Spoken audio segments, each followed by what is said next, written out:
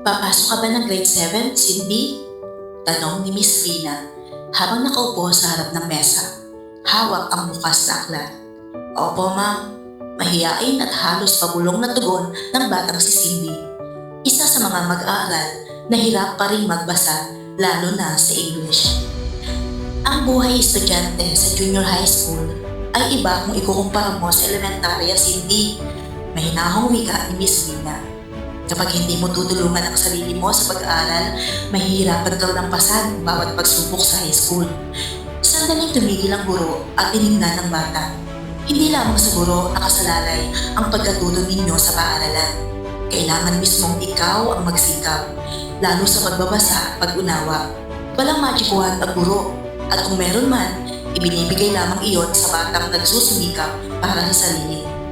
Tahimik na nakinig si Cindy sa bawat salitang binitawan ni Miss Rina. Totoo ang lahat ng iyon, ngunit sa kanyang isip, isang tanong ang paulit-ulit na bumabalik.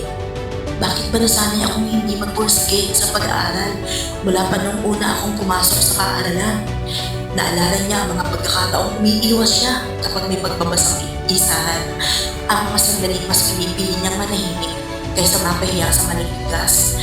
Unti-unti, nasanay siyang umasa sa sagot ng iba at sa pag-unawa ng guro. Hindi pa huli ang lahat, anak, dagdag ni Miss Rina sa mas banayad na tinig. Magbasa ka, masanay kang magbasa. Hindi puro kagaanan ng buhay, may pagsusumikap din. Bago lumabas si Cindy ng silid-aralan, napatingin siya sa aklat na hawak niya.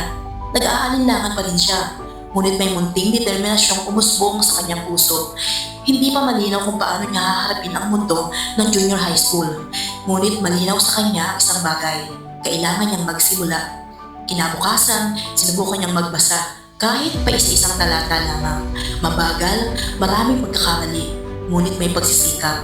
At sa bawat pahinang kanyang tinatapos, unti-unti niyang nauunawaan na ang pagkatuto ay hindi minamadali, pinaghihirapan.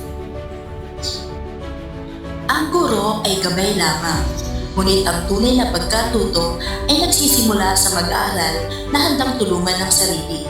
Sa likod ng bawat batang hirap magbasa, may kwento ng takot at may pag-asang naghihintay sa pagsisikap.